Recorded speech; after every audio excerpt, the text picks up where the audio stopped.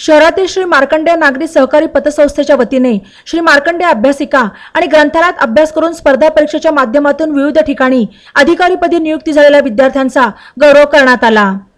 तर पतसंस्थेचा 33वा वर्धापन दिनानिमित्त रक्तदान करण्यात आले। दिल्लीगड येथील श्री मार्कंडेय नागरी सहकारी पतसंस्थेत झालेल्या कार्यक्रमासाठी प्रमुख पाहुणे म्हणून प्राध्यापक Balkrishna Gotipamol, Manoj Dulam, advocate Ganesh Patil, Ganesh Vidye, advocate Sagar Sonawane, advocate Ramesh Joshi, advocate Rajendra Gali, Ajay Myana उपस्थित होते।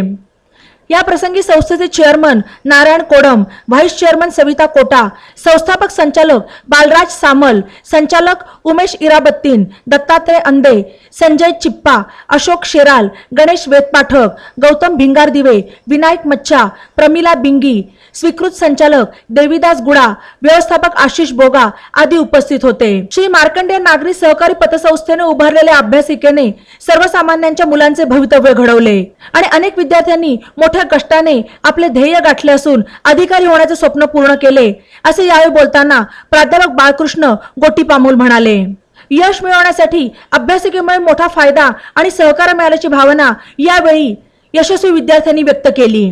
तसेच यावेळी युवकांसह संचालक मंडळ आणि सभासदांनी उत्स्फूर्तपणे रक्तदान केले। रक्तदानाला अष्टविनायक ब्लड बँकेचे सहकार्य लाभले। इथे विविध परीक्षांमध्ये विद्यार्थी उत्तीर्ण झाले, त्याचा आनंद या पतसंस्थेला मोठ्या प्रमाणात आहे। त्यामुळे दुग्ध शर्करा योग ज्याला आपण म्हणतो, असा पतसंस्थेचा 33वा वर्धापन दिन त्याचा औचित्य साधून हा आनंद सोहळा त्यांनी साकार केलेला आहे। त्याबद्दल आपण सर्वांनी या पतसंस्थेच्या सर्व पदाधिकारी स्टाफ यांचं अभिनंदन करूया।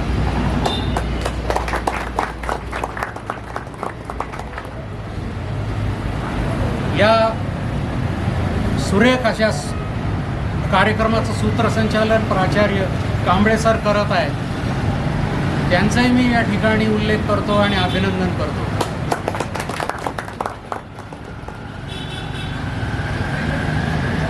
आपल्या कामाच्या व्यापातून, पंचम गार्डन्सच्या व्यापातून इथे आमचे मित्र गणेशजी विद्ये उपस्थित आहेत प्रमुख अतिथी म्हणून। हाही आनंदाचा भाग आहे।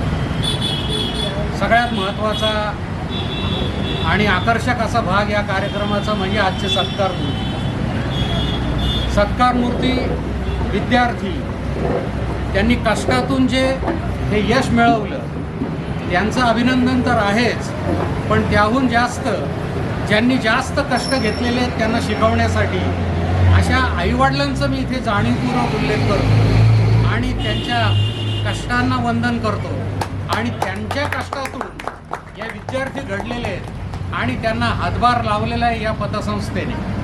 तसं पाहिलं तर श्रीमंतांच्या घरी मोठमोठे रूम्स असतात, स्टडी रूम्स असतात, AC रूम्स असतात, ते त्यांना शक्य असतं, परंतु ज्यांच्याकडे सोय नाही, कसल्या सवलती नाहीत, आर्थिकदृष्ट्या काही परिस्थिती क्षीण असते, अशा परिस्थितीतून आलेले विद्यार्थी यांनी कुठं जायचं, तर अशा विद्यार्थ्यांचं अभ्यासासाठीचं पालकत्व या पतपेढीने स्वीकारलं, हा आपल्या सर्वांच्या दृष्टीने अभिमानास्पद गोष्ट आहे। आपल्या सर्वांचे मी आम्हा सर्वांच्या वतीने मनपूर्वक असे आभार मानतो आणि आमचे या ठिकाणी एकत्र येण्याचं कारण म्हणजे मार्कंडेय अभ्यासिका। या अभ्यासिकेमध्ये उपस्थित असताना सर्व खेडेगावातून गोरगरीब घरातली सर्व मुलं या ठिकाणी अभ्यास करतात आणि आपण देखील या सर्व आमच्या विद्यार्थ्यांना मोफत वायफाय असेल आणि अत्यंत अल्प दरामध्ये या ठिकाणी जी सोय उपलब्ध करून दिली त्याबद्दल आपल्या सर्वांचे मी आभार मानतो। आणि म्हणतात ना, मंजिले उन्हीं को मिलती है जिनके सपनों में जान होती है, यूं ही पंख होने से कुछ नहीं होता, हौसलों से उड़ान होती है।